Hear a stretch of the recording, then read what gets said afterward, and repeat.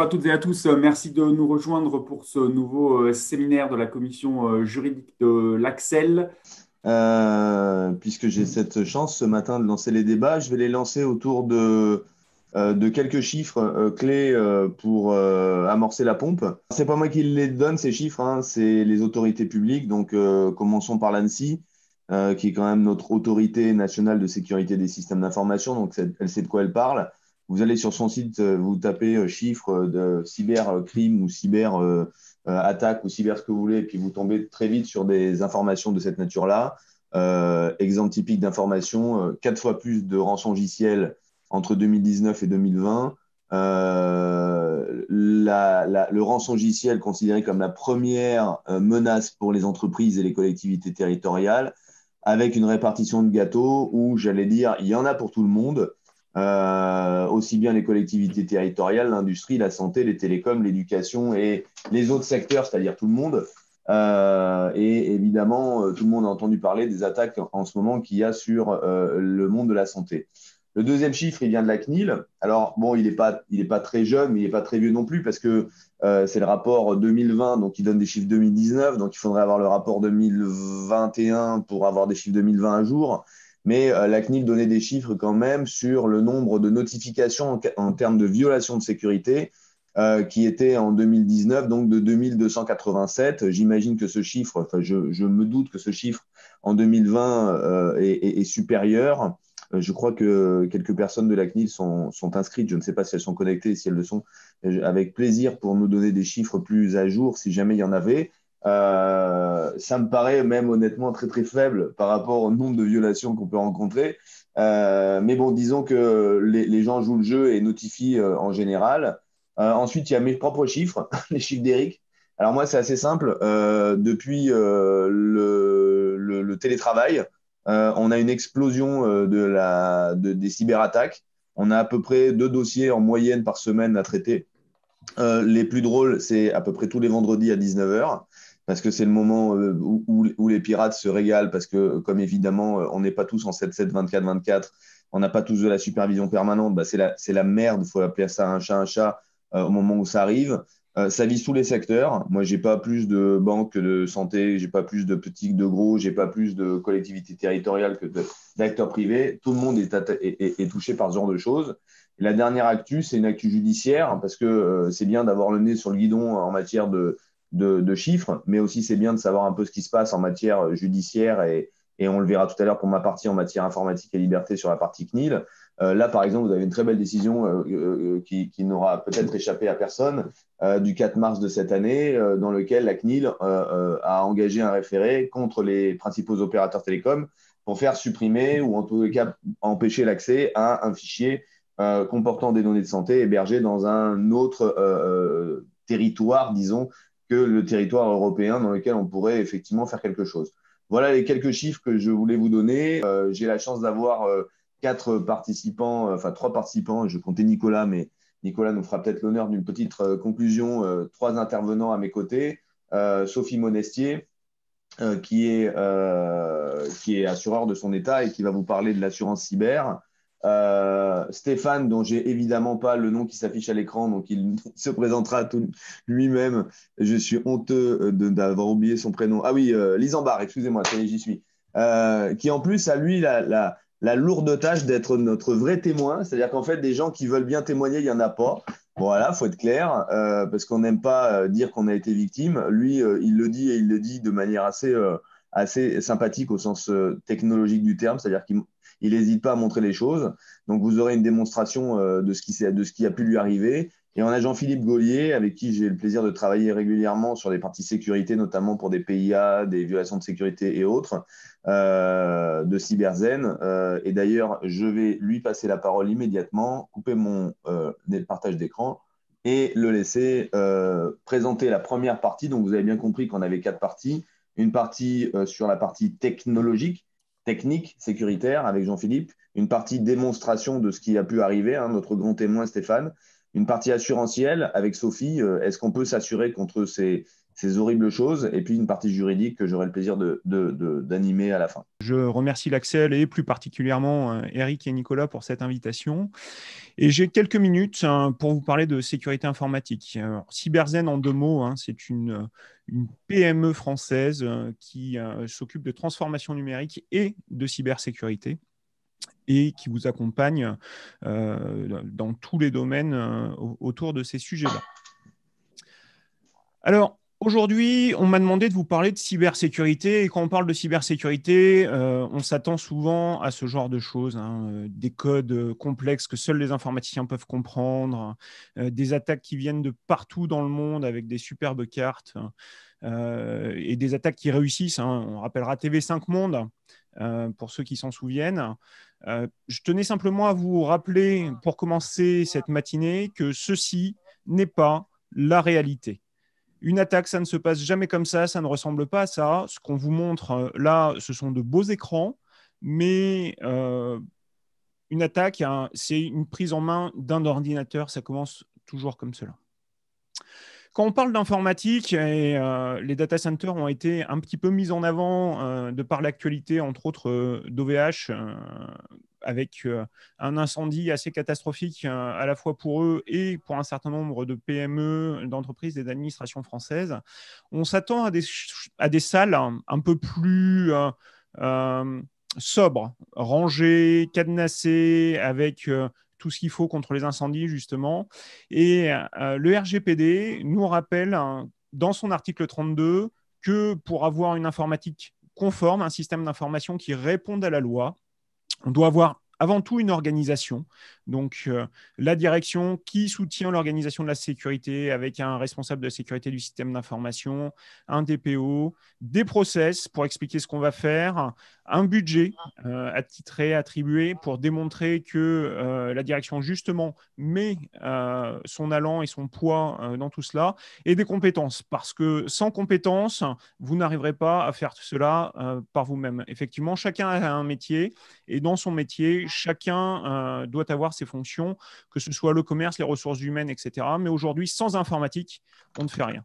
La mauvaise nouvelle pour nous aujourd'hui, c'est probablement que vous n'êtes pas conforme, parce que si on commence à regarder en détail chacune des entreprises et entités présentes, il est possible que tout cela soit un petit peu défaillant. En effet, votre entreprise, et la mienne peut-être, ressemble probablement un petit peu plus à cela. Vous avez des posters de sécurité qui ont été affichés par la com et la sécurité pour vous rappeler les bonnes pratiques que personne ne lit. Vous les avez dans les salles de réunion, vous les avez dans les couloirs, vous les avez à la cantine, ça ne sert à rien, c'est de la communication, mais personne n'y fait attention. Vous avez du BIOD, vous savez, cette informatique que tout le monde ramène de chez soi parce que je préfère travailler avec mon Macintosh plutôt que le vieux PC pourri fourni par l'informatique et que je le connecte au réseau parce qu'on m'a donné le code Wi-Fi. Ben voilà, du Bring Your Own Device, le BIOD se connecte au système d'information. Vous avez du vieux matériel. Là, on voit des vieux écrans sur cette photo, probablement de 2013. Ce sont des 17 pouces parce que l'informatique, c'est la dernière roue du carrosse. C'est un outil comme un marteau, mais on pense ne pas pouvoir y prêter attention. C'est dommage puisqu'aujourd'hui, l'informatique, c'est le cœur de l'entreprise. Sans informatique, essayez, revenez au papier-crayon et vous verrez combien de temps vous gagnerez. C'est aussi l'entreprise, l'endroit où on échange à propos de dossiers confidentiels en public, avec des gens qui n'ont rien à voir parce qu'on est à la cafette, parce qu'on est en pause, parce qu'on est à son bureau en open space et on parle du client machin, là où les choses devraient être confidentielles. En 2021, c'est toujours des mots de passe affichés sur des post-it, sur des bouts de papier, sous les claviers, sur les écrans. On en voit régulièrement à la télé grâce aux informations. Et puis, pour finir, c'est peut-être chez vous également des notes de réunion privées qui n'ont pas été effacées parce que Joseph, quand il a fait sa réunion, a pris le mauvais marqueur et n'a pas su effacer les notes sur le tableau blanc. Bon, voilà, je voulais avant tout vous rappeler un petit peu la réalité de nos entreprises. Et si vous vous reconnaissez là-dedans, sachez que ce n'est pas grave, mais il est peut-être urgent de changer les choses. Et à ce propos-là, laissez-moi vous présenter Alain Dugamier. Alain Dugamier est marié. Il a 2 filles. Il vit à Vitré, à côté de Rennes, 15 minutes en voiture, 15-20 minutes à l'est de Rennes. Il y a sa maison et bien sûr son entreprise familiale, avenue de Terrebonne. Son entreprise, hein, c'est d'ailleurs la Sermante. C'est une entreprise spécialisée dans les pièces de béton sur mesure, hein, qui délivre des pièces partout en France et dans le monde. C'est une entreprise qui fonctionne bien. C'est une entreprise familiale qu'il a repris de papa et maman au début des années 2000.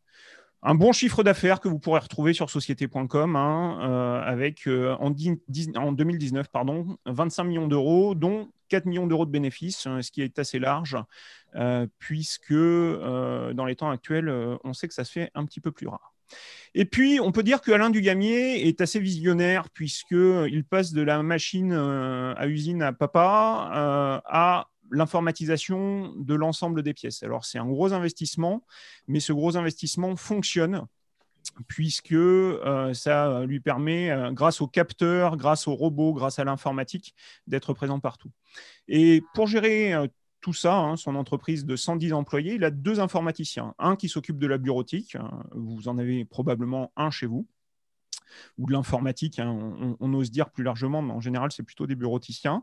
Et puis, un qui s'occupe de l'informatique industrielle, hein, puisque oui, il y a des pannes, oui, il y a des mises à jour, oui, il y a des choses à surveiller. En 2018, premier couac. Alors, Alain Dugamier et Catherine Valquier partent 3 jours en Belgique pour rencontrer différents prospects.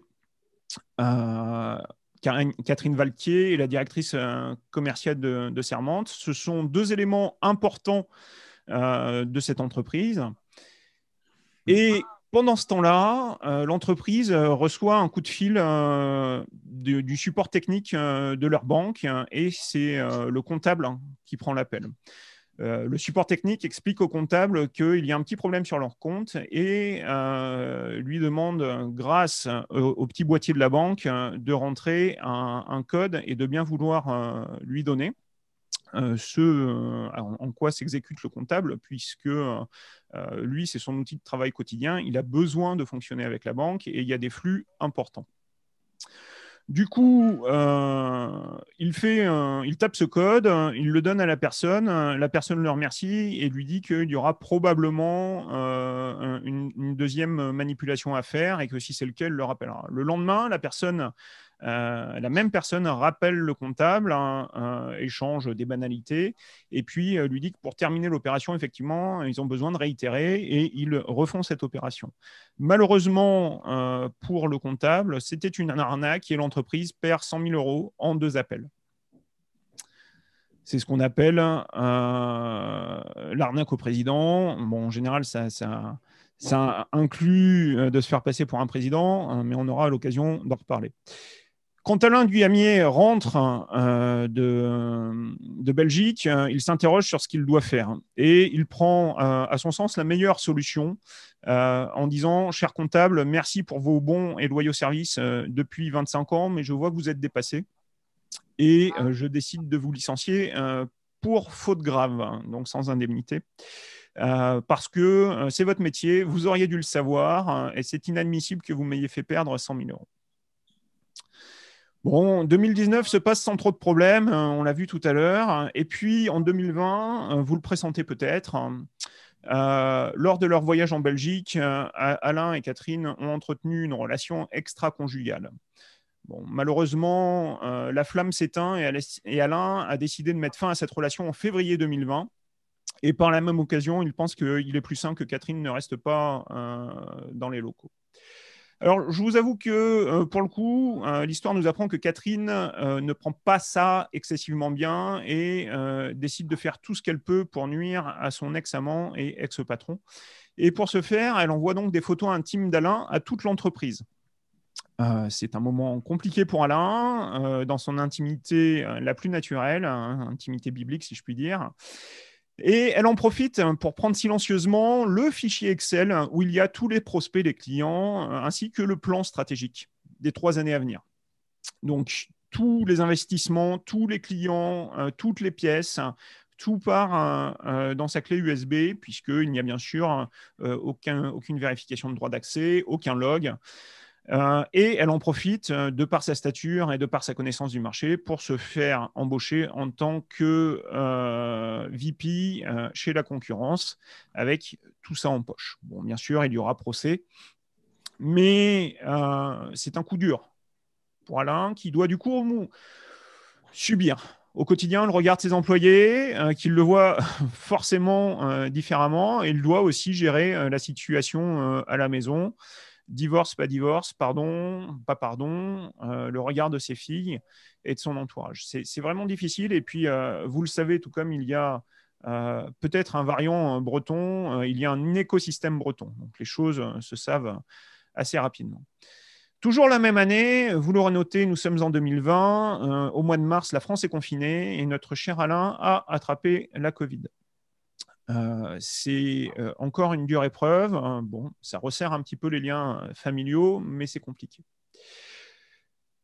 Même année toujours, au mois de novembre, c'est aussi autour du système d'information d'attraper un virus, puisque l'usine prend un rançongiciel qui va chiffrer l'ensemble du système d'information et du système industriel. Bon, pour le système d'information, je pense que tout le monde connaît, mais on a en général moins l'habitude des systèmes industriels. Là, je vous ai dit, la Sermente, elle est spécialisée dans le béton. Et du coup, que nous dit l'article, le temps qu'ils s'en rendent compte, puisque certes, il y a des capteurs, mais on ne se rend pas forcément compte que les machines ralentissent, voire s'arrêtent. C'est ce qui s'est passé dans le cas des attaques de centrales nucléaires en Iran. Le temps de trouver les dérèglements. On se rend compte que il y a un problème, le béton sèche et il faut une équipe de 12 personnes pendant une journée pour tout péter et remettre les machines à jour, sans parler du système d'information. Donc, sur ce jour-là, on perd 250 000 euros, sans parler du temps pour repartir. Heureusement pour eux, ils avaient des sauvegardes. La crise est difficile, ça tout le monde le sait, et on passe de 25 millions à 15 millions en 2020, crise de confiance. Bon, heureusement dans notre histoire, la Covid d'Alain a été légère et il n'y a pas eu d'hospitalisation.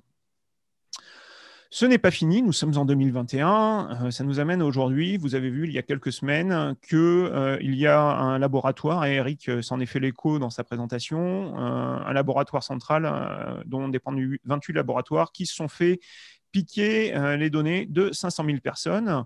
Je vous ai dit tout à l'heure que Alain avait attrapé la Covid. Pourquoi je vous l'ai dit ? Parce que les données personnelles d'Alain, ces données médicales, il s'était fait tester dans un de ses centres, ont été retrouvées pendant ce piratage, puisque, comme tout le monde, j'ai eu accès aux données pendant quelques temps avant que la CNIL fasse interdire l'accès. Du coup, Alain, sur ce dernier cas, s'expose à une usurpation d'identité, puisque des pirates ont pu accéder à sa carte d'identité, sa carte vitale et à d'autres informations. Grâce à ces informations-là, on peut ouvrir un crédit à son nom, et il peut également y avoir une poursuite de sa compagnie d'assurance, parce que lorsqu'il a pris un prêt et une assurance de prêt pour son entreprise l'année dernière, il a fait de fausses déclarations. Puisque quand on a 50 ans, on est un petit peu moins en bonne santé que quand on a 20 ans. Et il a falsifié quelques formulaires de santé. Malheureusement, à travers les données qui sont remontées, on voit qu'il a oublié de déclarer une chose ou deux. Donc, ce n'est pas très sympa. Que faire ? Eh bien, face à la fraude au président, l'entreprise, la Sermente, aurait pu établir un protocole qui, pour tout dépassement de transfert bancaire, devrait recourir à une double signature, par exemple, avec, entre autres, celle du président. Parce que dans le cadre d'une arnaque au président, on essaye de se faire passer pour le président. Donc, dans ce cadre-là, le transfert n'aurait pas eu lieu. Il y a d'autres arnaques de ce type-là, l'arnaque au faux RIB, où un prestataire ou un collaborateur, soi-disant, vous demande de changer son RIB. Et dans ce cas-là, vous devez contacter l'auteur de la demande par téléphone à partir de votre carnet d'adresse et pas d'un mail qu'on vous a envoyé pour être sûr que la demande est légitime. Et puis, la dernière fraude bancaire, c'est une banque ne vous demandera jamais votre code ou votre mot de passe. Si jamais c'était le cas, n'hésitez pas à changer de banque parce que ça n'arrive jamais. Donc, ne donnez pas de code à quelqu'un qui se ferait passer pour votre banque. L'autre chose, c'est sensibiliser. Cyberzen met à votre disposition une chaîne YouTube avec un grand nombre de vidéos gratuites. Vous pouvez y accéder. Vous aurez accès à de l'information de base pour tout un chacun qui vous donne les bons réflexes. À côté de cela, on a une plateforme de sensibilisation dont on se sert avec Eric, entre autres, pour notre formation pour les DPO. La plateforme s'appelle Eden. Elle permet à la fois de voir des vidéos complémentaires aussi à celles que j'ai pu vous présenter juste avant, mais il y a des quiz également pour savoir ce qui est retenu. Donc, ce n'est pas simplement de la communication, c'est aussi du contrôle de cette communication, ce qu'on appelle de la sensibilisation. On a la chance d'avoir également de la sensibilisation en réalité virtuelle, qui sont des choses un petit peu innovantes, avec un casque de réalité virtuelle où on vous fait vivre des scénarios. Donc, n'hésitez pas si vous voulez découvrir ce genre de choses assez exceptionnelles. Et puis, bien sûr, on vous propose de la sensibilisation en présentiel ou une sensibilisation personnalisée. Sur le fait que la directrice commerciale ait eu accès au plan stratégique et aux fichiers clients, il y a des choses simples qu'on peut mettre en place. C'est ce qu'on appelle la restriction par le besoin d'en connaître. Elle n'avait pas besoin de connaître le plan stratégique. Quant au fichier client, j'y reviendrai juste après. Donc, pour ce faire, on met en place de l'authentification et si possible forte, c'est-à-dire à 2 facteurs, avec un petit logiciel qui vient vous donner un deuxième code, du contrôle d'accès, qui a le droit d'accéder à quoi, des journaux dit log, ce qui est souvent notre cheval de bataille avec Eric, parce qu'on n'en trouve pas dans les entreprises qu'on accompagne pour savoir ce qui s'est passé. Et bien sûr, une charte du système d'information sur laquelle on peut vous accompagner si vous n'en avez pas. Et surtout, pas de fichier Excel pour gérer les prospects et les clients. Vous passez par un logiciel qui est maîtrisé. Pour ceux qui auraient un doute là-dessus, je vous rappelle, ça a valu 5 milliards d'euros à la Société Générale. C'est ce qu'on appelle le cas Kerviel. Pour le revenge porn, quelques conseils pratiques. N'acceptez pas d'être photographié ou filmé de manière intime. Deuxième conseil, n'acceptez pas d'être filmé ou photographié de manière intime. Si jamais c'était le cas, parce que vous avez quand même envie d'exposer votre intimité, chiffrez les supports. Et dans le cas où ces dossiers personnels et privés sortiraient, n'hésitez pas à déposer plainte au commissariat ou à la gendarmerie. Je vous rappelle que vous êtes la victime. Vous n'avez pas à avoir honte d'être une victime. Pour se protéger des rançongiciels, il faut une politique de mot de passe, un minimum 12 caractères, mais c'est un peu plus compliqué que ça. Donc, n'hésitez pas à me voir si vous avez besoin de conseils là-dessus. Surtout, utilisez un coffre-fort de mots de passe. Appliquer l'authentification forte, je vous en ai déjà parlé. Pas d'exposition de RDP sur Internet. Le nombre d'entreprises que j'ai accompagnées ou que nous avons accompagnées avec Eric qui se sont fait avoir parce que, à cause de la Covid, les gens ont mis sur Internet des accès pour pouvoir continuer à travailler, c'est catastrophique. C'est par là que la moitié des pirates rentrent. Utilisez un VPN. Faites des sauvegardes offline, pas de sauvegarde online. Pourquoi ? Parce que dans le cas de sauvegarde online, le pirate les chiffre également. Donc, vous perdez tout. C'est le cas d'OVH, là où il y a eu l'incendie. Les gens avaient des sauvegardes sur le même data center. C'est une très mauvaise pratique. Et faites de la réplication de fichiers. Comme ça, vous en aurez partout. Nous vous proposons également, pour votre sécurité d'entreprise, un boîtier Sentinelle. Je ne vais pas vous présenter tout ce qu'il y a. Vous pourrez avoir accès aux slides, mais ce petit boîtier fait toute la sécurité de votre système d'information juste en le posant à l'entrée. Et on propose également pour le système d'information du travail collaboratif, du stockage, du partage de fichiers, tout cela de manière sécurisée et également un système d'information clé en main. Voilà. Pour terminer, ne vous inquiétez pas, Alain Dugamier et sa famille n'existent pas. Si vous avez eu de la peine pour Alain, que vous avez cru à son histoire, vous venez d'être victime d'ingénierie sociale. Tous les faits relatés sont quant à eux bien réel. Merci à vous. Merci à toi, Jean-Philippe. Je confirme pour connaître quelques-uns des faits que tu as racontés, qui sont dans la presse, qui ne sont pas des dossiers forcément à moi, que ces faits malheureusement existent. On va demander à Stéphane, qui justement est notre grand témoin et a eu la gentillesse de se présenter à nous, ayant lui-même été victime, de nous raconter en fait son histoire en vrai. Et vous allez voir que malheureusement, c'est un beau petit chemin de croix. Stéphane, je te laisse la parole. Oui, merci. Oui, bonjour à tous. Donc, je me présente, Stéphane Lisambard, je dirige une PME industrielle. On construit des appareils de convoyage essentiellement dans le milieu de la céréale. J'emploie à peu près 200 personnes et je fais 25 millions d'euros de chiffre d'affaires, dont entre 25% et 30% à l'export. On est relativement bien équipé, on est un outil de production moderne, on a un ERP, on a de l'informatique. J'ai 2 informaticiens qui travaillent à plein temps à l'entreprise, un pour la partie réseau et une pour la partie plutôt développement et programme de l'ERP. Ce qui nous est arrivé, ça nous est arrivé comme tout le monde, je dirais pendant le Covid. Le premier confinement, on est très peu exposé à l'extérieur parce que je n'ai pas de gens qui se connectent à l'entreprise depuis l'extérieur, on ne fait pas de commerce en ligne, on ne fait rien de tout ça.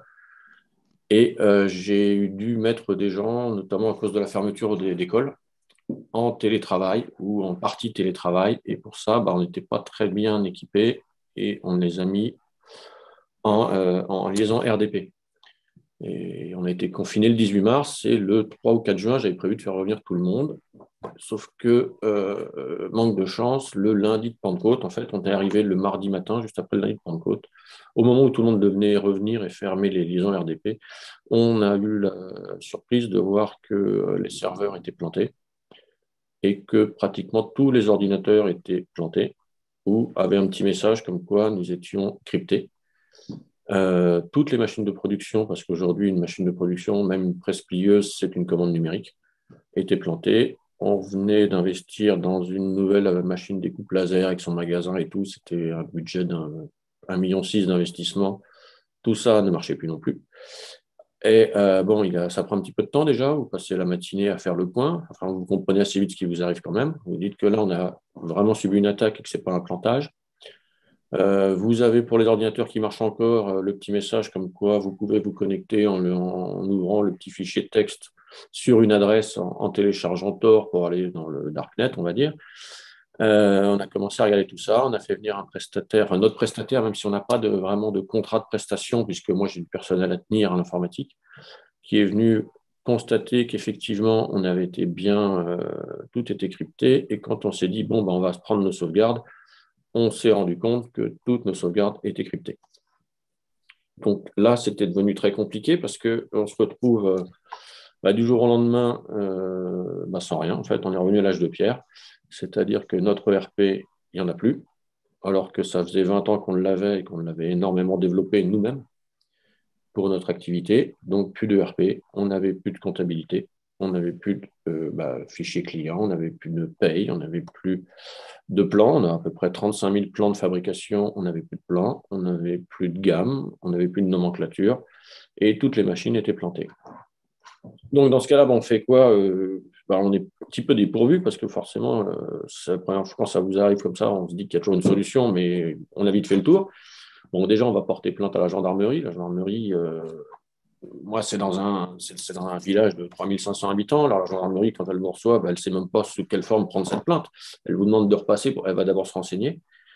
J'avais eu l'occasion de rencontrer des gens de la DGSI à côté de Chartres. Donc, j'ai retrouvé un numéro. Alors, eux, ils sont venus me voir dès le premier jour. Ils m'ont dit, oui, on arrive, bougez pas, mais surtout, négociez pas, payez pas. Ça, c'est la première chose qu'on nous dit.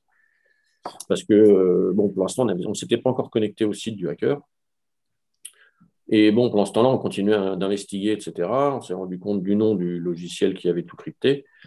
Et quand les gens de l'ANSSI, pas de l'ANSSI, de la DGSI sont arrivés, ils ont confirmé qu'effectivement, fallait surtout pas négocier, pas payer. Enfin, en même temps, ils ont vu qu'on n'avait plus rien et que les marges de manœuvre allaient être extrêmement limitées. Donc, on a décidé quand même de se connecter sur le site du hacker. Alors là, vous arrivez sur un site, il a fallu déjà remettre un PC en route parce qu'on en est à plus avoir de PC, on n'a plus que des téléphones portables pratiquement. Donc, on a rebranché un PC, on se connecte au truc et là, vous arrivez sur une page, pour ceux qui ne connaissent pas, enfin moi je ne connaissais pas, ça ressemble à eBay, il y a un compteur qui se met en route, vous avez 7 jours, il y a un prix. Et en fait, c'est pour acheter une clé de décryptage. Alors, les clés de décryptage, on a regardé un petit peu parce que nous, on a à peu près 14 serveurs, il y a 40 PC à peu près, et puis 90 clients légers. Alors, chaque PC était crypté avec une clé différente. Notre baie de sauvegarde était cryptée avec une autre clé. On avait à peu près 55 clés à acheter. Le premier prix, c'était d'abord 25 000 $ la clé. Et on avait une semaine pour payer. Il fallait faire autant de transactions qu'il y avait de clés à acheter. On avait mis ça, on a regardé comment ça se passait. Ça permet de découvrir un petit peu ce côté. Et on a continué à se renseigner. Alors, la DGSI, le logiciel, c'est Sodi no Kibi, je crois. Il était sorti apparemment depuis le 18 mai. Nous, on était le 3 juin. Donc, on était vraiment des précurseurs On a pu essayer la dernière version, qui était a priori très au point, parce qu'ils sont rentrés par une porte donc de RDP, a priori, de quelqu'un qui était à l'extérieur. Ils avaient essayé quand même pendant tout le week-end. Il y a eu plusieurs attaques, ils appellent ça brute force, je crois, à forcer en fait les logins et le mot de passe. Et ils ont fini par rentrer, passer administrateur, et à partir de là, ils ont mis en place le virus qui s'est propagé dans toute la société. Et ça, c'est très efficace parce que ça commence du serveur et ça va jusqu'au moindre petit disque dur connecté sur une tour et toutes les machines-outils de l'atelier. Donc, bon, on a vu qu'on était bien planté quand même et qu'il n'y avait pas trop de solutions et que surtout, personne n'avait de solution à nous donner. La gendarmerie, ça fait, vous voyez, on est au mois de mars, j'attends toujours qu'ils me rappellent, ça date du 3 juin. La DGSI m'ont dit qu'on était planté, mais il ne fallait pas payer. Mais si on ne payait pas, de toute façon, on n'avait pas de solution. Donc, il fallait peut-être envisager de payer, mais il ne fallait pas se faire d'illusions parce qu'on avait peu de chances de récupérer nos données. Ou alors qu'une partie. Enfin bon, qu'une partie, quand on n'a plus rien, on est toujours content de reprendre une partie. Et ensuite arrive la deuxième phase, c'est qu'une fois, alors vous discutez avec le hacker, hein, parce que c'est comme sur eBay, vous pouvez poser des questions. Et là, la hotline du hacker est très bonne parce que dans les 3 minutes qui suivent, il vous répond. Et puis, il connaît bien son truc parce que nous, on a pris le parti pris de faire les idiots et de ne rien y connaître, d'être une petite société. D'ailleurs, on n'aurait même pas dû dire qu'on était une société parce que je ne suis même pas sûr qu'ils savent vraiment où ils étaient. Et en faisant les idiots comme ça, on lui a demandé de nous expliquer comment ça marchait, ce qu'il fallait faire, etc. Donc lui, il nous répondait instantanément. Voilà, il y avait tant de clés. Même les clés, il ne savait pas trop combien il y en avait. Il fallait lui donner le nom, etc. Mais qu'il faisait des discounts si on en achetait plusieurs, etc. Enfin, très sympathique. Et on a fini par se mettre d'accord. Et moi, je voulais surtout ma clé de sauvegarde. Heureusement, toutes nos sauvegardes avaient a priori qu'une seule clé. Il y avait 1 Tera 5 de données. Et pour pas. On a voulu quand même jouer un peu les idiots et dire bah oui, mais c'est trop cher, etc. Donc on a réussi à faire baisser le prix d'une clé en disant moi j'en achète une, j'essaye, et puis si ça va bien, on discutera pour les 50 qui restent. Bon, j'avais aucune intention d'acheter 50 clés évidemment, mais au moins j'en avais qu'une qui permettait de sauver l'entreprise. L'entreprise, c'est une entreprise qui est familiale déjà dans ma famille depuis 1855. Vous voyez, on n'est pas né d'hier, donc ça fait quand même on existe depuis 167 ans, 5 ans, 6 ans exactement. Et que ça me faisait un peu mal au cœur de tout perdre en 2 heures. Parce qu'on était reparti vraiment de rien, on n'avait plus rien. Alors on en était à faire venir, enfin nos jeunes venaient avec leur petit PC portable, avec des versions personnelles de dessins industriels, on dessinait des pièces, on devait démonter du matériel sur le quai. Quand vous avez 35 000 références de plans et vous faites des convoyeurs pour l'industrie, vous imaginez bien que ça ne va pas durer longtemps. Donc tout ça, ça a duré à peu près une semaine, enfin au bout de 2-3 jours. Hein. Enfin, de toute façon, on est parti le mardi. Le jeudi, j'avais fini de négocier avec le hacker pour acheter une clé. Et arrive la deuxième partie qui est encore en fait beaucoup plus compliquée, c'est de trouver quelqu'un qui va vous vendre des crypto-monnaies pour payer la rançon. Parce qu'il faut savoir que dans ce pays, les banques n'en font pas, ne veulent pas en entendre parler. Vous appelez des sociétés de crypto-monnaies qui ne veulent pas vous vendre ce qu'ils appellent le XMR parce que c'est une monnaie tellement intraçable qu'elle sert qu'au terrorisme et aux mafieux, donc par déontologie, ils ne veulent pas les vendre en France. Donc vous commencez à taper en Allemagne, en Hollande, etc. Et puis quand vous dites que c'est urgent, parce que ça prend un peu de temps, surtout quand vous n'y connaissez rien d'ouvrir un compte et de faire des transactions, on vous répond que si c'est pour payer une rançon, on ne veut pas de vous. Donc, on ferme vos comptes. Donc, les virements que vous avez fait avec votre portable la veille au soir, le lendemain, on vous le retourne en disant non, on ne veut pas de clients comme vous allez payer des hackers. Bon, en même temps, cette monnaie ne sert qu'à ça, mais ça, c'est toute l'hypocrisie de la chose. Donc, bien coincé, il y a la Générale qui vend des. Alors, la Société Générale, c'est pareil, on est client depuis qu'on est ouvert, c'est-à-dire, je crois qu'on est 2 ans plus vieux ou plus jeune que la Générale. Donc, eux doivent être de 1857 ou de 53, je ne sais plus. Donc, ça fait quand même 160 ans qu'on est client de la Générale. On pensait qu'ils allaient nous aider puisqu'ils vendent des cryptos. En fait, ils ne vendent que des Monero, mais la banquière entreprise ne sait même pas ce que c'est qu'une crypto quand vous l'appelez. Donc, elle se renseigne et au bout de 2 heures de temps, ou 3 heures, je lui ai dit, vous ne me rappelez pas dans 3 jours, s'il vous plaît, parce que c'est urgent. Elle a la gentillesse de me rappeler 3 heures plus tard pour me demander le RIB du destinataire ainsi que son identité pour être sûr qu'il ne soit pas fiché bancaire. Voilà où on en est en France. Hein, voilà. Les banques, ça en est là aujourd'hui avec la cybercriminalité et la crypto-monnaie. Voilà le niveau de la France. Donc, vous êtes coincés. J'en étais arrivé à demander à la DGSI savoir s'ils n'avaient pas un peu de crypto à m'avancer. Bon, ils m'ont dit qu'ils n'avaient pas le droit de le faire, mais que oui, mais voilà, ils ne savaient même pas me dire à qui m'adresser parce que ce n'était pas de leur ressort. Et finalement, heureusement, c'est une société de crypto que j'avais appelée la veille, parce qu'évidemment, en 24 heures, j'en ai appelé un certain nombre à travers l'Europe. Et c'est une société française qui m'a rappelé, qui a entendu parler, enfin, la directrice de l'agence à Paris, qui m'a dit, on a entendu parler de vous, et même si on ne le fait pas, on va vous aider. Je vais laisser quelqu'un, vous allez me faire un virement, etc. tout de suite. Alors, faites-moi un virement, je reçois un IBAN pour faire un virement tout de suite. Je me suis demandé si j'étais pas en train de me faire avoir une deuxième fois, parce que j'avais connaissais ni la personne, j'avais plus que mon portable, elle m'envoyait des trucs sur le téléphone, et il fallait que je fasse un virement tout de suite sur un IBAN. Bon, j'ai hésité, j'ai regardé quand même sur Internet, son nom correspondait à la directrice de l'agence de Coinhouse, pour ne pas les citer, etc. Je me suis dit, bon, bah, de toute façon, là où j'en suis, on va renvoyer de l'argent là-dessus, on verra bien. Et heureusement, ces gens-là nous ont aidés, parce qu'évidemment, quand vous n'avez pas de compte, bah, c'est pas simple, il faut ouvrir un compte en crypto, il faut faire des transactions en crypto, etc. Quand vous n'en avez pas, bah, ça ne se fait pas en 3 minutes. Et puis, on a toutes les chances de vous planter, d'envoyer de l'argent là où il ne faut pas. Donc, ils ont eu la gentillesse de nous aider. Le vendredi soir, ça a encore pris 2 ou 3 heures, tout ça. Parce que faut savoir que quand vous payez une rançon, le prix demandé est en crypto-monnaie. Enfin, la transaction se fait en crypto-monnaie, mais le prix négocié est en dollars. Et la crypto-monnaie, elle change toutes les heures. Enfin, ils mettent à jour le cours toutes les heures. Et une transaction prend environ 1 heure, ou toutes les 2 heures, ça change, et toutes les 1 heure et quart pour faire une transaction. C'est-à-dire qu'entre le moment où vous achetez vos cryptos et vous les envoyez, le cours a changé. Et s'il est à la hausse, eh ben, vous n'avez pas envoyé assez. Ce qui nous est arrivé le vendredi soir, ça, à 11 h du soir, il manquait 3 Monero, ça fait $300. On contacte le hacker qui vous répond tout de suite. Il vous dit, bah non, non, il manque 3 Monero. Moi, je ne délivrerai pas le décrypteur pour 3 Monero. Vous refaites une transaction. Les rebelote, c'est reparti, mais il est 11 h du soir le vendredi en France. Et heureusement, même ces gens-là ont réussi à être restés en ligne. On leur a refait un mail, ils ont suivi l'affaire, ils m'ont renvoyé. Ce qui fait que le samedi matin, on avait pu régler. Et effectivement, vous avez un petit bouton pour télécharger un décrypteur. Alors après, c'est la loterie. Voilà, on télécharge et on se demande ce qui va ressortir de nos 1 Tera 5 de données. Et on a eu la chance de pouvoir décrypter tout, de réinstaller tout le RP, toute la compta, tous nos fichiers plans. Et le lundi matin, on avait redémarré. Maintenant, il faut savoir que pour redémarrer toutes les machines, il faut réinstaller les licences, notamment dans l'atelier. Donc, en gros, c'est ralenti pendant 15 jours, 3 semaines. Mais j'ai eu la chance de ne rien perdre et de frôler de disparaître en 3 heures de temps. Alors, on n'est pas trop préparé à ça parce qu'on pensait être relativement sécurisé. Parce que surtout, on n'était jamais ouvert sur l'extérieur. On l'a fait une fois en RDP et ça a été l'erreur. Et nos sauvegardes étaient en ligne parce qu'un Tera 5 de données, c'est à peu près 4 heures de sauvegarde. Ça se fait toutes les nuits et on enregistre toute une semaine comme ça, mais les disques sont en ligne et c'est une connerie. Donc aujourd'hui, on a revu tout ça. On a déjà mis un pare-feu physique alors qu'on avait un pare-feu plutôt logiciel. On a installé un pare-feu beaucoup plus sérieux. On a installé, plus personne ne travaille de l'extérieur.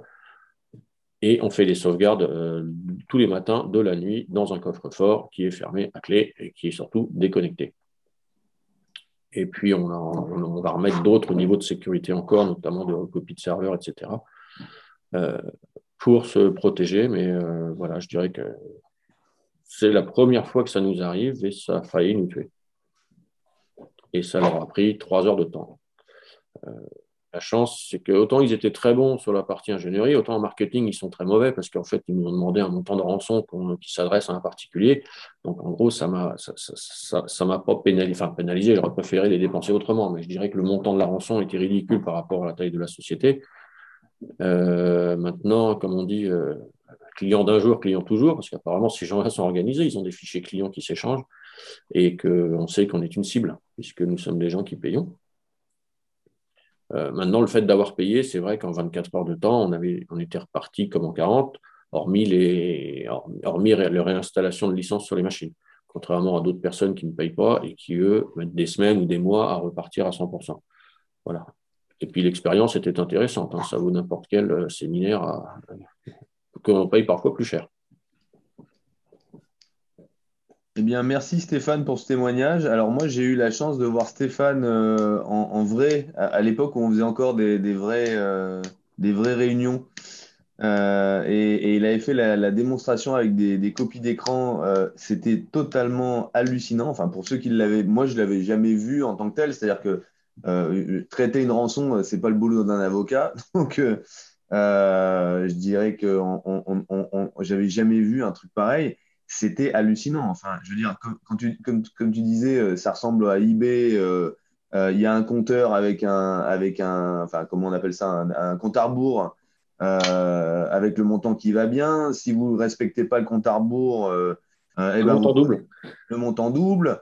Enfin, ça met une pression d'enfer. Et les mecs parce que c'est ce que tu montrais qui était dingue, c'est que les mecs sont tellement organisés. Je ne sais pas combien ils attaquent de personnes en simultané, mais ils te répondaient quasiment instantanément. C'est-à-dire qu'à chaque Ouais, dans fois, les 3 minutes.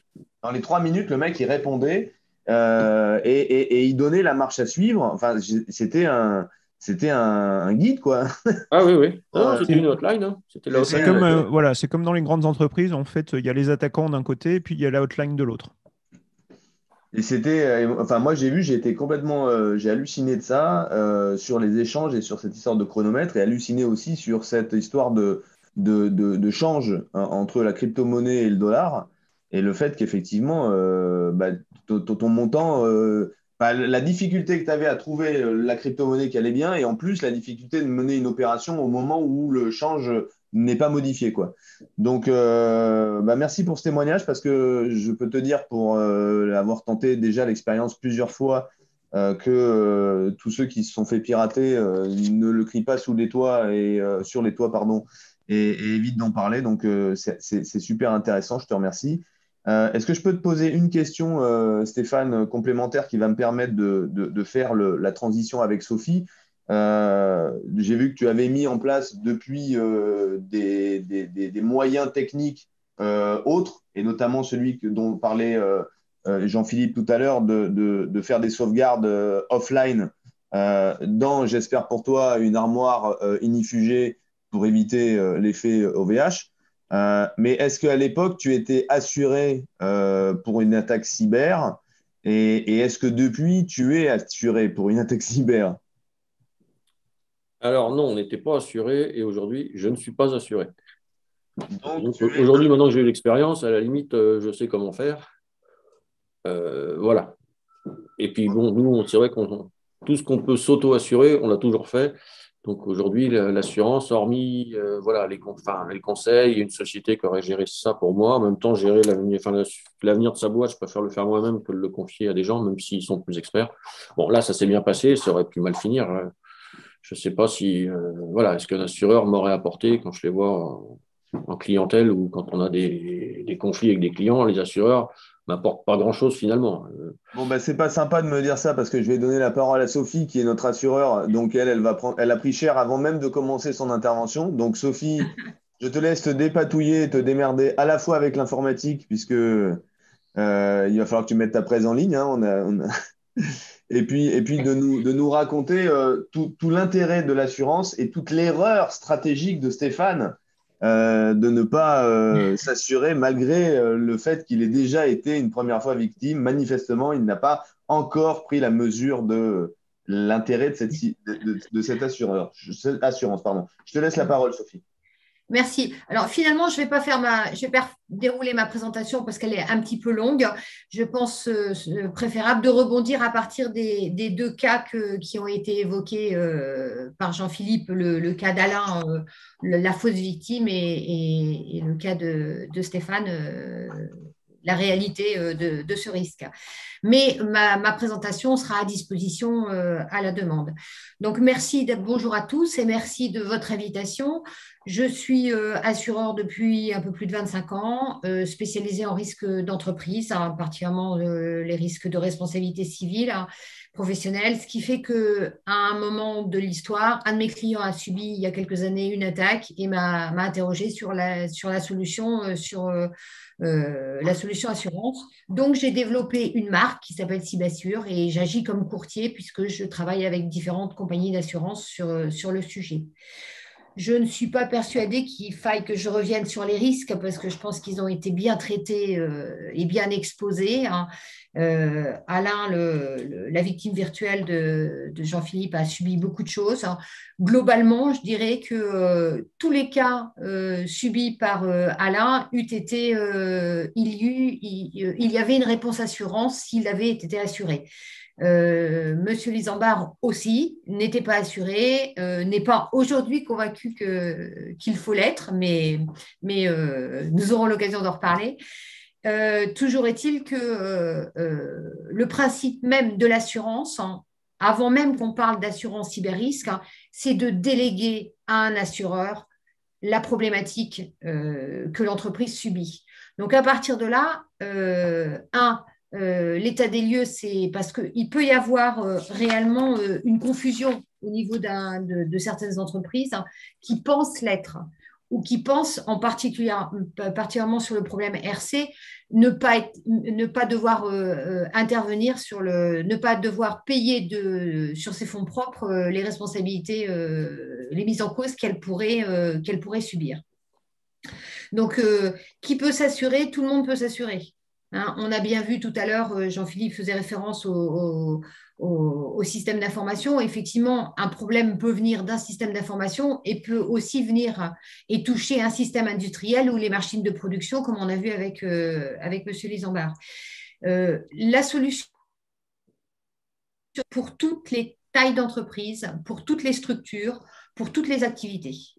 Donc, ce ne sont pas des contrats qui sont très récents et ce ne sont pas des contrats que les assureurs traditionnels traitent. Hein. Mais certains assureurs, en particulier les Américains, les Anglo-Saxons, sont déjà très en avance sur ce type de contrat et ont aujourd'hui, là où ils n'assuraient que les très, très grosses structures, ils ont aujourd'hui des produits, ils ont mutualisé leurs risques, hein, puisque c'est le principe même de l'assurance, ils ont mutualisé et proposent des solutions aux plus petites structures. Donc après, de quoi peut être fait un contrat d'assurance spécifique cyber-risque? Il va être fait de 3 parties. Alors, effectivement, d'une compagnie d'assurance à une autre, on va pouvoir souscrire tout ou partie du contrat. Il est clair que, je vous donnerai quelques exemples de prix, tant qu'à souscrire un contrat d'assurance spécifique, il faut qu'il soit complet et que vous puissiez bénéficier des 3 parties. La première partie que va proposer un contrat d'assurance cyber-risque, ce sera la partie assistance. Donc, Monsieur Lisambard, quand vous vous êtes débrouillé tout seul du lundi de Pâques au paiement au hacker le vendredi, si j'ai bien noté, hein, ce stress, cette problématique, hein, tous ces contacts, vous auriez pu très bien les déléguer à des gens dont c'est le métier. Et le principe de l'assurance cyber-risque, c'est que l'assureur va déléguer à des spécialistes, des experts informatiques, des experts juridiques quand on parlera de RGPD, à différents experts pour que l'entreprise dont ça n'est pas le métier puisse redémarrer au plus tôt. Le principe de la garantie assistance, il est simple, c'est que 24/24, et quels que soient les assureurs, alors il y a des prestataires qui sont plus spécialisés, hein, on va citer InQuest qui travaille avec AIG et Hiscox, voilà, ou IBM quand ce sont des sociétés qui travaillent à l'international. Mais le principe est simple, hein. Vous avez un numéro de téléphone, hein, qui est sur un format papier. Bien sûr, quand on envoie le contrat au client, on lui précise bien, attention, conservez-le autrement que sur votre système d'information. Et un numéro de contrat et un numéro de téléphone. Et à partir de là, 24/24, 7 jours sur 7, je reprends l'exemple de M. Lisambard, le lundi de Pâques, s'il avait fallu attendre, on ne peut pas attendre le retour de l'informaticien d'abord parce que ce n'est pas forcément son métier que de vous sortir de cette situation, vous l'avez évoqué aussi, hein. Mais il faut que 24/24, 7 jours sur 7, immédiatement, vous puissiez contacter un spécialiste. À partir de là, ça, c'est un petit peu différent de ce que font habituellement les assureurs, parce que les assureurs, en général, arrivent après l'incendie. Si on veut faire un rapport avec l'incendie, on peut faire un rapport avec l'incendie parce qu'aujourd'hui, il y a plus de sinistres, de conséquences, de disparition d'entreprises suite à une cyberattaque, hein, ou de pertes financières suite à une cyberattaque que suite à un incendie.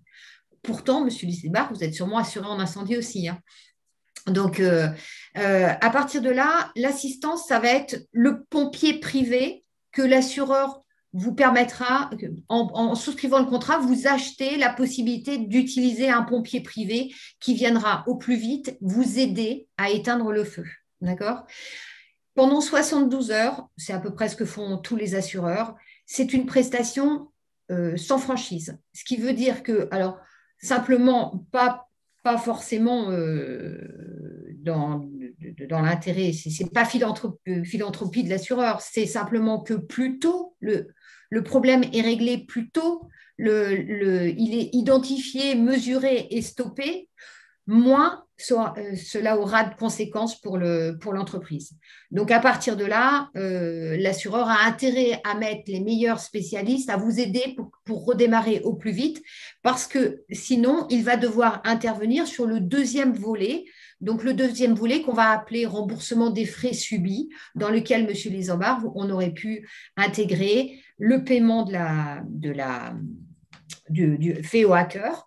D'accord. Alors, ça aussi, c'est un plus de la garantie de la délégation à un assureur. Parce que discuter, vous l'avez évoqué, discuter avec un banquier pour payer une rançon, c'est impossible. Enfin, c'est compliqué. Pas impossible, vous avez réussi, mais c'est compliqué. Alors que les gens dont c'est le métier de traiter avec les hackers, ils vont avoir ce qu'il faut pour pouvoir payer au plus vite. Si tant est que le choix de l'entreprise, puisque là aussi, quel que soit le contrat, enfin, dans la plupart des contrats d'assurance spécifiques, c'est une décision qui appartient à l'entreprise. D'accord? Je paye ou je ne paye pas. Je souhaite que l'assureur me rembourse la rançon.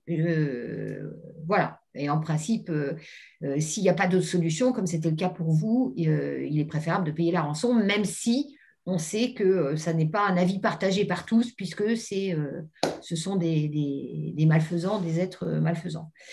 Donc, le deuxième volet, je reviens sur le deuxième volet du contrat d'assurance, il est plus classique, puisque on peut l'appeler la perte d'exploitation, mais le but de la manœuvre va être d'indemniser l'entreprise pour toutes les pertes subies. Alors, ça va consister à indemniser la marge brute ou les frais supplémentaires d'exploitation. Un cas comme OVH, il faut trouver une solution très rapidement. Alors là, c'est un incendie, mais ça aussi, à partir du moment où ça touche le système d'information, certains assureurs garantissent, y compris quand c'est une origine physique et non pas seulement une cyberattaque. Donc, ça peut être aussi le remboursement de fraudes, des fraudes. Tout à l'heure, Jean-Philippe, Alain, il aurait pu en plus avoir une fraude de surconsommation téléphonique. Hein, tu ne l'as pas, mais ça fait partie des… Donc, il a eu un transfert de fonds, il a eu de la fraude électronique, de fonds, mais il n'a pas eu de fraude téléphonique. Ça fait partie des garanties. Il peut y avoir aussi la problématique de la mise sous surveillance du monitoring, des frais de monitoring, puisque si les données ont été volées, elles sont quelque part et qu'elles peuvent ressortir. Et donc après, peut se poser le problème de, quand elles ressortent, à qui elles profitent. D'accord ? On parle de cyberattaque, mais il peut y avoir aussi, ça me permet de rebondir sur l'erreur humaine. C'est quand même, je le cite vous le retrouvez dans mon texte, mais le Césine le précise comme étant à l'origine des sinistres à 43%. Donc, ça fait partie des garanties d'un contrat d'assurance. Là aussi, après, on va avoir des nuances d'un contrat d'assurance à l'autre. Mais un contrat d'assurance complet doit garantir les conséquences d'une erreur humaine et pas seulement la cyberattaque, puisque ça représente presque 50% des dommages. Dans la partie faute d'urgence et coût pour l'entreprise, il y a toute la problématique, Eric, tu reviendras peut-être dessus, de RGPD, c'est-à-dire que vous avez 72 heures. 72 heures, c'est très, très court pour devoir informer, pour justifier à la CNIL que vous avez effectué les démarches quand vous avez un vol de données. Vous avez 72 heures pour informer vos clients. Nous avons un client là qui a été un site marchand qui a été hacké le week-end je ne sais plus comment ça s'appelle, les coûts réduits. Excusez-moi, j'ai perdu le nom, mais bon, peu importe. Son site a été attaqué, ils ont dû le fermer, donc là, ils étaient assurés. Merci, Black Friday. Là, eux étaient assurés. Donc, clairement, ils ont immédiatement, le réflexe était bon, ils ont immédiatement appelé l'assistance. Hein. Ils ont fermé le site, mais il a bien fallu indemniser les personnes, trouver des gestes commerciaux pour pouvoir indemniser les personnes dont les données avaient été piratées. Il a fallu, il y a eu une perte financière de plusieurs centaines de milliers d'euros puisqu'il n'y a pas eu de vente, puisqu'il a fallu fermer le temps de remettre en adéquation. Et puis, il y a la problématique de la gestion de l'image. Parce que quand vous avez en plus, ça, Alain y a eu le droit tout à l'heure, puisqu'il y avait des articles de presse qui relataient bien la problématique subie par l'entreprise. Ça aussi, ça rentre dans les garanties qu'un assureur, que vous pouvez déléguer à l'assureur, qui consiste à gérer l'image et à payer surtout des spécialistes, des experts qui vont vous aider à travailler sur la problématique gestion d'image. Le dernier volet d'assurance que vous allez pouvoir déléguer à l'assureur va être l'indemnisation des lésés. C'est peut-être le sujet le plus mal compris par les entreprises, qui va être le plus compliqué à traiter aussi, puisque les mises en cause c'est pas dans l'immédiat, les mises en cause, au-delà de la problématique RGPD, les mises en cause peuvent arriver longtemps après. D'accord ? Donc, vous aviez des données. Si, tout à l'heure, Alain a eu un problème avec les données volées médicales. Voilà. Donc, il va recevoir, on peut recevoir des mises en cause dans les mois et les années qui suivent. Et ça, c'est clairement, surtout que c'est la position des assureurs sur le sujet et compte tenu du nombre d'attaques, est un petit peu différente de ce que, quand j'ai démarré Cybersure il y a 4 ans, il n'y avait pas beaucoup d'assureurs, mais ils étaient assez ouverts. Aujourd'hui, il y en a peut-être un petit peu plus, mais ils sont beaucoup plus fermés. Ils réduisent leur garantie, et en particulier sur le volet responsabilité civile, où là, les mises en cause peuvent coûter très, très cher. Mais ça, Eric, c'est toi qui peut le dire le mieux, puisque c'est du juridique, ce sont des recours. Hein. Et qu'à partir de là, on a beaucoup de mal à mesurer les montants de garantie nécessaires donc estimer ce qu'un juge peut décider comme pénalité financière, c'est un petit peu compliqué. Mais ce qui est certain, c'est que c'est clairement exclu des contrats à responsabilité civile professionnelle de l'entreprise, ne serait-ce que parce que ce que Eric disait en préambule, on parle ici d'entreprises qui vont subir, donc de victimes, alors que la responsabilité civile professionnelle, on est d'accord, c'est quand on a commis en principe une faute et qu'on provoque un dommage à la terre dans le cadre de l'exécution de son travail. En complément, là aussi, tous les assureurs ne le prévoient pas, mais un contrat complet doit le prévoir. Hein. Je reviendrai sur la problématique de l'externalisation d'un certain nombre du travail, des prestations que certaines entreprises peuvent confier à un prestataire externe. Le système d'information du prestataire peut-être, hein, ou du sous-traitant peut subir une attaque, hein, ou peut avoir un dommage quel qu'il soit, OVH et son dégât des eaux il y a 3 ans et son incendie il y a quelques jours. Hein. Et à partir du moment où l'entreprise subit un dommage, elle peut actionner son propre contrat, même si elle n'est pas en première ligne, elle n'a pas subi en première ligne. Et c'est important parce que la notion de recours en assurance, ça ne va pas forcément répondre immédiatement aux besoins de l'entreprise, parce qu'un recours, ça met du temps. Un recours, c'est uniquement s'il n'y a pas de clause de renonciation dans les contrats. Il me semble quand même que dans tout ce qui est prestataire d'externalisation type hébergeur, où il y a des clauses qui imposent des renonciations à recours. Donc, si l'entreprise doit attendre un recours abouti entre assureurs, ça peut être long, douloureux et ne pas aboutir, il est préférable qu'elle ait sa propre garantie et qu'elle puisse redémarrer au plus vite. Il n'empêchera pas que les assureurs derrière pourront toujours faire jouer leur recours. Voilà.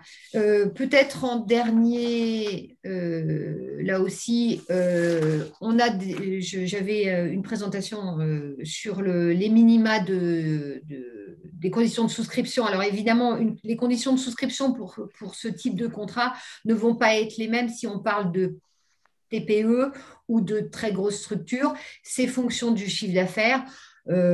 Mais comme la volonté des assureurs un peu spécialisés dans le domaine a été de mutualiser leurs risques, ils ont des accès à ces contrats d'assurance assez simples et on peut, en ayant de simples logiciels antivirus, des pare-feux et des sauvegardes, il n'y a pas forcément obligation d'un outil, bien que on soit d'accord, plus vous aurez sécurisé, plus vous aurez préparé, mieux ce sera pour vous et pour l'assureur, et l'assureur en tiendra compte dans son calcul de prime.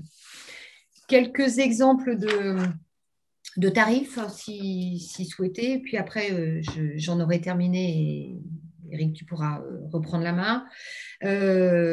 Juste pour dire que ce sont des primes qui sont accessibles, d'accord. On va démarrer. Alors, la prime va être basée sur l'activité. Il est vrai qu'une activité qui fait de la vente en ligne uniquement, on va payer plus cher qu'un industriel. Donc là, il y a en gros deux catégories. Il y a le numérique et les autres, deux catégories d'activités. Le chiffre d'affaires de l'entreprise, ce n'est pas du tout lié au nombre de postes ou quoi que ce soit, c'est vraiment le chiffre d'affaires de l'entreprise, sachant que ce sont dans la plupart des cas des tranches. Et après, le montant de garantie à choisir. Donc, sur les montants de garantie, sur le volet 1, l'assistance, je dirais que c'est assez facile. Le dernier cas d'une entreprise qui a utilisé les services de l'assistance pendant les 72 heures, ça a coûté à peu près 30 000 euros. D'accord ? Donc, mais elle a redémarré. D'accord ? Il faut le premier niveau de garantie pour les petites structures, mais vraiment toutes petites structures, on pourrait démarrer à 50 000 euros de garantie pour au moins avoir la gestion, mais ça ne laisse pas beaucoup de place après pour de la perte d'exploitation ou de la responsabilité civile. Mais ça permet de démarrer plutôt que de ne rien avoir avec des montants de garantie très faibles, des montants de primes assez faibles, puisqu'on va être de l'ordre de 350 euros ou 400 euros. Voilà. Après, on va aller jusqu'à plusieurs millions d'euros. On a mis en place un contrat là, pour une société qui fait 150 millions d'euros de chiffre d'affaires.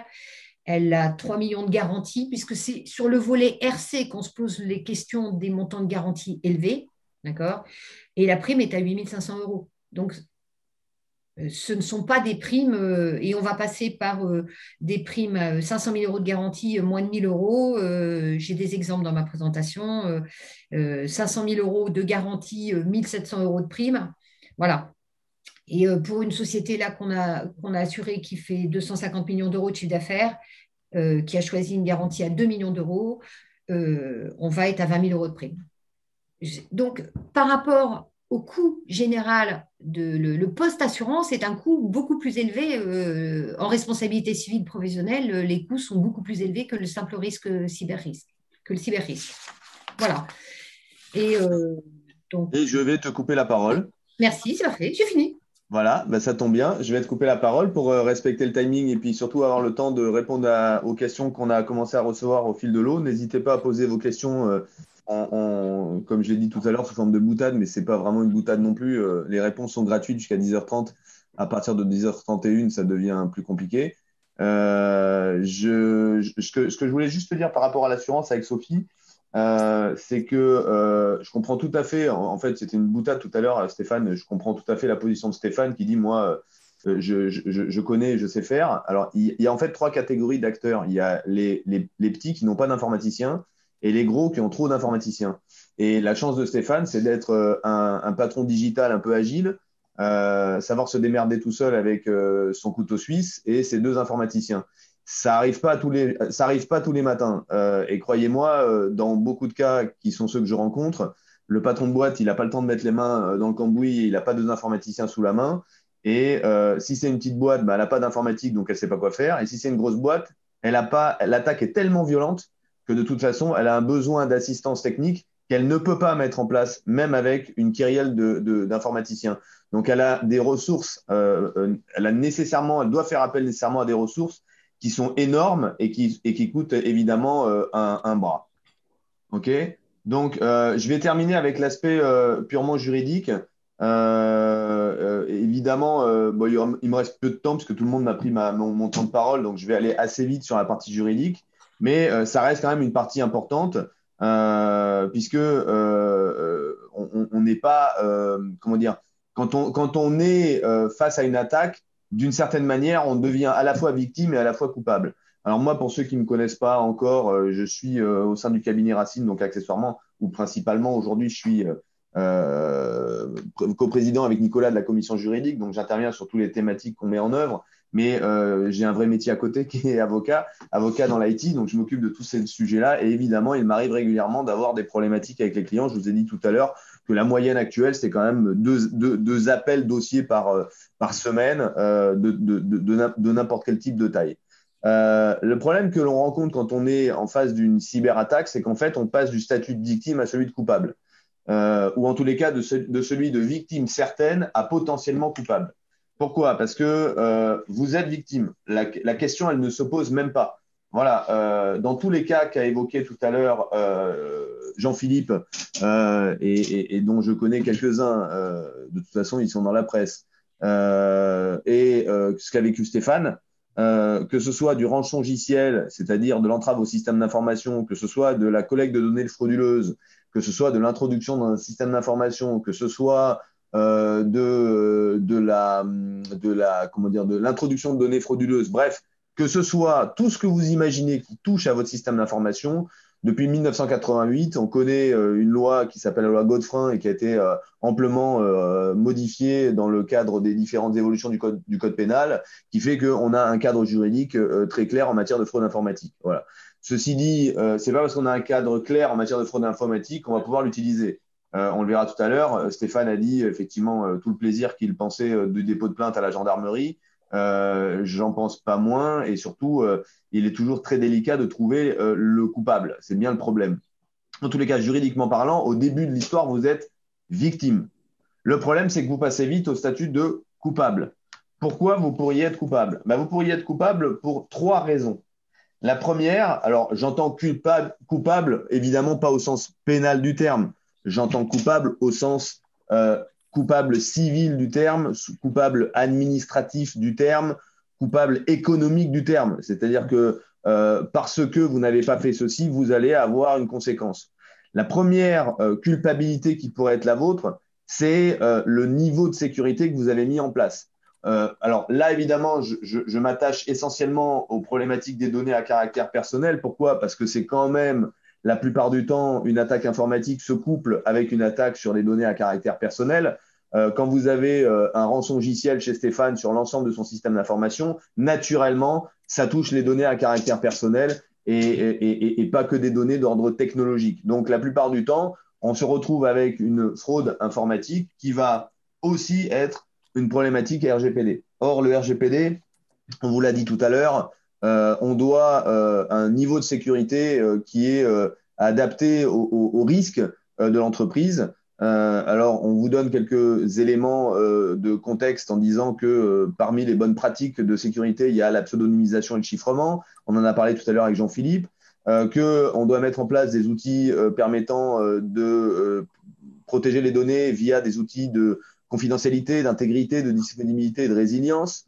On doit mettre en place des outils permettant de rétablir les données. Donc, ça veut dire qu'on doit être à la fois en B et en C sur des PCA et des PRA, avec ce que ça peut comporter en termes de prix, hein, évidemment, on en a bien conscience.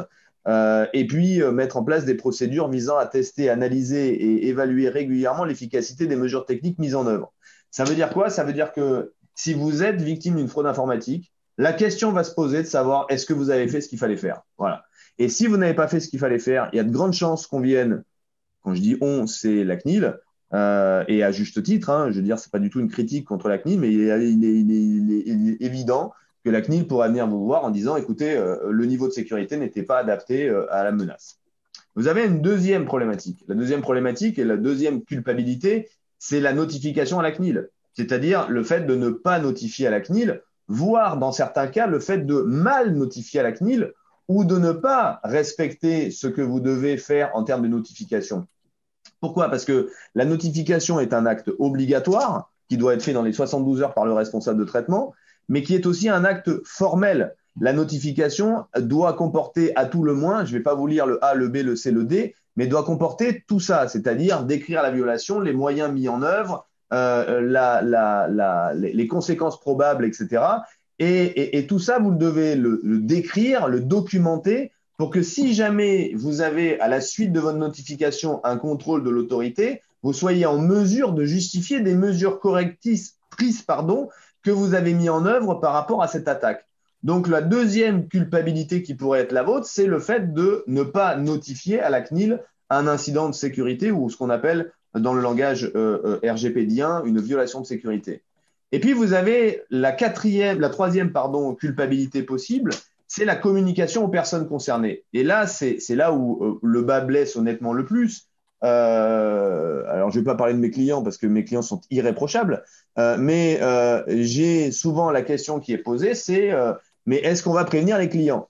La réponse, elle est, comme on dit sur Internet, la question elle est vite répondue. On a une obligation de notifier de communiquer sur l'existence de violation de sécurité dès l'instant où la violation impacte un risque élevé pour les droits et les libertés des personnes. Alors, ça veut dire quoi, le risque élevé?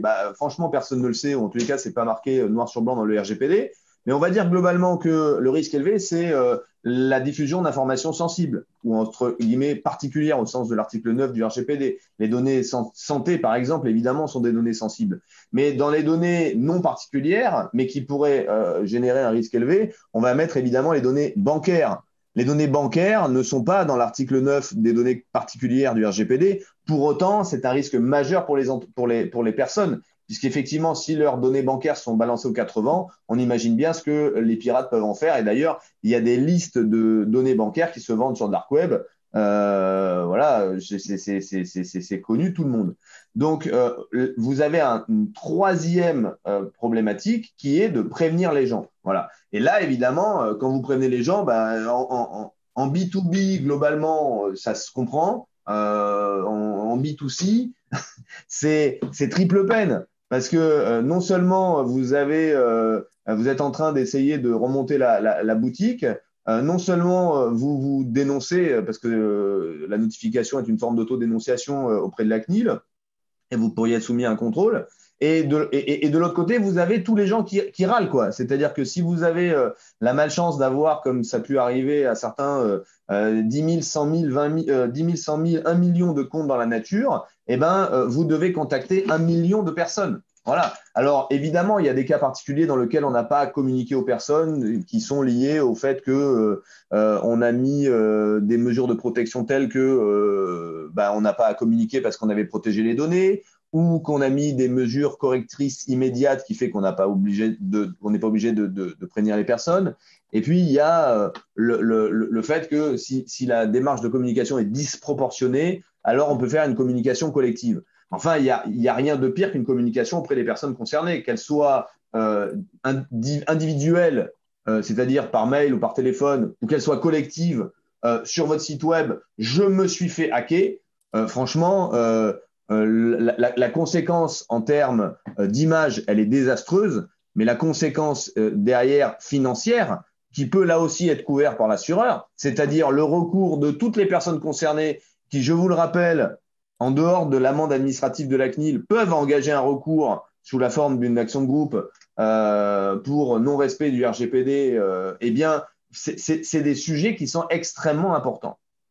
Alors, qu'est-ce que ça donne en pratique? Ça donne que si vous regardez les sanctions de la CNIL sur la période 2018-2021, c'est-à-dire la période qui nous occupe depuis l'entrée en vigueur du RGPD, j'ai pas fait de stats, j'ai pas fait un joli camembert comme le fait l'ANSSI, mais j'ai recensé ce que j'ai pu trouver. Et ce que j'ai pu trouver, c'est que au doigt mouillé, 70 peut-être à 80% des décisions qui ont été rendues publiques, qui sont sur le site de la CNIL, concernent des problématiques de manquement en termes de sécurité, avec des montants qui varient entre, pour les plus petits de mémoire, ça doit être 3 000 € ou 6 000 € à l'encontre de médecins pour des violations de données de santé. Donc, je veux dire, le plus petit commun mortel qui nous peuvent être condamnés, jusqu'à des montants qui sont allés jusqu'à 400 000 euros en matière d'atteinte à la sécurité pour Uber ou pour Sergic, par exemple.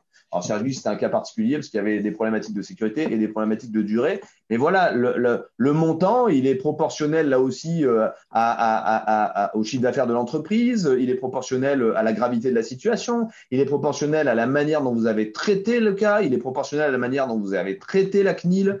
Bref, vous avez plein de variables d'ajustement qui vont aboutir à une sanction. Mais comme je vous l'ai dit, vous êtes finalement doublement puni. Vous êtes puni parce que vous avez eu un manquement de sécurité et que vous allez devoir prendre toutes les mesures correctrices immédiates dont on parlait tout à l'heure avec Sophie et avec Jean-Philippe. Et de l'autre côté, vous pourriez être aussi puni par une amende administrative de la CNIL. Ça, c'est le passage du statut de victime à celui de coupable. Maintenant, qu'est-ce qu'on fait, nous, quand on est juriste, juriste interne, avocat, etc., et que on intervient au moment où il y a l'incendie, c'est-à-dire au moment où il y a la fraude informatique. Des moyens juridiques, honnêtement, on n'en a pas des masses, mais ils sont tous importants. Le premier élément que vous allez à traiter, c'est la gestion de la preuve. Pourquoi? Parce que de la gestion de la preuve va dépendre plein de choses. Va dépendre la relation que vous avez avec votre assureur si vous avez une assurance. Va dépendre la relation que vous avez avec les autorités compétentes, CNIL par exemple, ANSSI, DGSI, police, pour savoir techniquement ce qui se passe. C'est-à-dire que vous allez devoir apporter la preuve du dommage. Évidemment, pour notre assureur, vous allez avoir apporté la preuve du préjudice, parce qu'à un moment, on va parler argent et remboursement. Et puis, vous allez avoir apporté la preuve des mesures prises. Ça, c'est pour l'assureur aussi, parce qu'à un moment, il vous dira, mais qu'est-ce que vous avez fait pour limiter la casse? Parce que si vous avez laissé tout partir à volo, l'assureur ne vous remboursera pas. Et le deuxième point qui est important, c'est la CNIL, puisque comme je vous l'ai dit tout à l'heure, dans l'acte de notification, il va falloir dire quelles sont les mesures qu'on a mises en œuvre. Donc, la première chose sur laquelle nous, on va intervenir, c'est la gestion de la preuve, à travers la gestion des preuves techniques, de la participation des experts, de la participation d'huissiers, de constats d'huissiers si nécessaire, de requêtes 145 si nécessaire. Bref, comment on va gérer cette preuve? Deuxième élément, on va faire les démarches. Alors, les démarches, c'est celles que je vous ai évoquées tout à l'heure pour la CNIL, notification, communication, mais il n'y a pas que. Dans chacun des domaines d'activité, que ce soit la santé, la banque, l'assurance, etc., souvent, vous avez un acteur régulateur que vous devez évidemment aussi contacter pour le prévenir de cette problématique. Et si vous êtes, par exemple, vous avez la chance d'être un OIV, eh bien, vous savez que vous avez des démarches à entreprendre de manière particulière, notamment auprès de l'ANSSI en matière de violation. Le troisième point, c'est la plainte pénale. Et là, effectivement, je rejoins l'immense solitude qu'a dû rencontrer Stéphane quand il est allé au commissariat du coin pour expliquer qu'il était victime d'un rançongiciel. Il a dû déjà commencer par dire ransomware et on lui a dit mais qu'on ne parlait pas l'anglais. Et donc, en fait, on a une problématique autour de la plainte. Alors, la plainte, c'est pas moi qui le dis, c'est l'administration qui le dit. C'est marqué noir sur blanc sur le site Mon Service Public. Vous faites l'objet d'une attaque. Déposer plainte. Voilà. Alors, vous pouvez déposer plainte à travers la plateforme Pharos, vous pouvez déposer plainte au commissariat, à la gendarmerie. Moi, je vous conseille plutôt de déposer plainte entre les mains du procureur de la République. Voilà. Ça va un peu plus vite et ça déclenche souvent un peu mieux en termes de procédure. Et dans tous les cas, par rapport à une démarche, disons, protectrice de vos intérêts pour montrer qu'on a pris la mesure de notre problème entre avoir un procès-verbal de dépôt de plainte dans lequel on n'aura pas forcément tout pu faire valoir et déposer sa propre plainte, rédiger sa propre plainte avec les éléments de preuve, les éléments de pièce, c'est nettement plus engageant pour les autorités en charge de mener les enquêtes. Donc, moi, je ne peux que privilégier les plaintes simples au proc en attendant, effectivement, soit un classement vertical, ce qui vous amènera à déposer une plainte avec constitution de partie civile, soit un classement vertical qui vous amènera à oublier de déposer plainte la prochaine fois que vous irez. Enfin, dernier point qui est important pour moi, c'est engager la responsabilité des tiers. Dans 90% des cas que j'ai rencontrés, le problème venait d'un autre. Il venait dans ces 90% des cas, il venait d'un prestataire. Dans 10% des cas, je ne sais plus si je suis juste en chiffres, parce que 90 et 10, ça fait 110.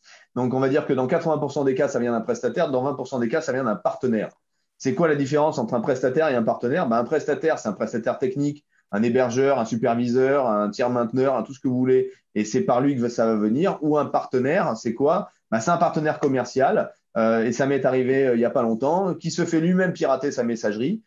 Et quand moi, que je reçois, moi, client, mon client reçoit la demande, non pas de rançon logiciel là, mais c'était un changement de RIB, eh bien, l'attaque au changement de RIB, elle est tellement bien faite, puisque l'attaquant a pris la main sur la messagerie du fournisseur, il sait exactement à qui écrire, quand écrire, quel montant demander, comment parler, comment écrire à la personne. C'est tellement bien fait que même avec les mesures dont a parlé Jean-Philippe tout à l'heure, dans quasiment tous les cas, vous passez à la trappe, sauf si on vous a dit il n'y a aucun changement de RIB possible dans notre entreprise, sauf s'il y a une double ou une triple vérification. Donc, il y a effectivement cette question que vous devez vous poser, qui est l'engagement de la responsabilité des tiers. Et enfin, la dernière, j'en aurai terminé, c'est payer ou pas payer. Voilà, alors moi, je suis assez clair sur le sujet. Je suis en désaccord absolu avec nos amis policiers, gendarmes et l'ANSSI. Je sais que je vais encore pas me faire d'amis aujourd'hui si jamais ils sont connectés à notre webinar. Mais moi, entre sauver mon entreprise, ce qui a été le cas de Stéphane, et avoir un état d'âme pour payer des pirates, je sais que ça sera encore mal pris et que je devrais pas le dire, mais je préfère encore sauver ma boîte et donc payer la rançon que de galérer comme sont en train de galérer un certain nombre d'acteurs aujourd'hui qui n'arrivent malheureusement pas par les voies normales, les voies du non-paiement, à sortir leur boîte de la difficulté dans laquelle ils sont. Voilà, le dernier point pour moi, c'est de se préparer. Alors, vous n'êtes pas tous obligés d'avoir des gestions de crise avec 50 personnes, ça c'est quand on est une grosse boîte. Mais savoir se préparer, c'est même quand on est une petite boîte, 3, 4, savoir préparer tout ça. Donc ça, c'est des préparations de type préparation mentale qu'on peut faire, on peut être amené à faire avec Jean-Philippe notamment. Ça fait partie de nos expériences terrain, de préparer les gens à ce genre d'attaque. Merci pour ce webinaire extrêmement intéressant, un webinaire comme d'habitude à la commission juridique. On a eu des faits, on a eu des témoignages, on a eu des conseils et des solutions très pratiques. La remarque de Jean-Philippe en était une des meilleures illustrations, je crois. Justement, merci beaucoup à Jean-Philippe pour son récit haletant qui était quasiment vrai. Moi, j'y ai cru. Donc, merci pour la précision à la fin. Et puis aussi, merci surtout pour les solutions. Merci beaucoup à Stéphane aussi pour son témoignage. Le courage aussi qu'il a fallu pour témoigner, tous les détails. C'était extrêmement intéressant, c'était glaçant, mais on en avait vraiment besoin pour toucher du doigt toutes les problématiques, notamment opérationnelles, et puis aussi, on va dire, policières et judiciaires. C'était digne d'un roman. Et voilà, donc on espère que ça va se finir positivement. Merci à Sophie aussi pour cette vision panoramique, pour le coup, pouvoir donner la vision à 360 avec les assureurs qui jouent un rôle de plus en plus important, qui vont devoir s'adapter. Alors évidemment aussi en termes de business model, mais aussi dans leur rapport avec les entrepreneurs et les entreprises. C'était très intéressant d'avoir effectivement la déclinaison sur toutes les externalités, parce qu'il y a beaucoup d'impact et d'implications auxquelles on ne pense pas forcément quand on est uniquement connecté juridique. Je parle notamment en termes d'image. C'est quelque chose qu'on gère en droit, mais qui a aussi un impact énorme en termes de business. Et puis, on a vu que ça chiffre très vite, très haut, qu'il faut effectivement se prémunir. Et puis, évidemment, un grand merci à Maître Éric Barbry pour son exposé iconoclaste, comme d'habitude, avec une définition de la frontière floue, justement, entre victime et coupable, la mise en lumière de la double peine, qui est justement, malheureusement, ce qui arrive le plus souvent. C'est souvent, d'ailleurs, le cas. Heureusement que, justement, avec les conseils, on peut essayer de réduire l'impact, se préparer. On a bien vu dans le webinaire aujourd'hui la complexité et puis même, je dirais, la violence des situations. Je pense que ça entraîne aussi une réflexion sur la redéfinition de la place des systèmes d'information et de toutes les personnes en charge de l'informatique dans les entreprises et surtout en étroite collaboration avec les juristes. Voilà, je pense que c'est évident qu'il faut former une équipe soudée avant, pendant, après. Et je pense que c'est extrêmement révélateur de toute cette transversalité aussi au sein de l'entreprise dans la transformation numérique qu'on met en lumière à l'Axel. Voilà. Un franc succès aussi dans la participation du webinaire. Plus de 100 participants tout au long de notre webinaire, avec un pic aussi à 120. Donc, merci à vous d'être venus et d'être restés. Et puis, écoutez, voilà, je vous remercie. Et on vous mettra évidemment le replay en ligne sur le site de l'Axel, accessible aux membres. Et si vous n'êtes pas membre, en tout cas, vous êtes évidemment plus que bienvenus chez nous. Voilà. Merci à vous. Bonne journée à tous. Au revoir. Merci. Merci et soyez prudents. Au revoir.